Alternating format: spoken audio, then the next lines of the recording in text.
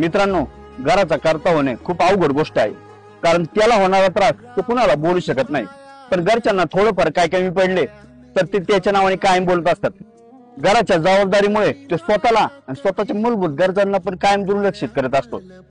आपल्या घराची परिस्थिती बदलण्यासाठी तो रात्रीचा दिवस आणि दिवसाची रात्र करून मेहनत करत असतो, पण त्याची अवस्था ना घराच्या पत्र्यासारखी झालेली असते।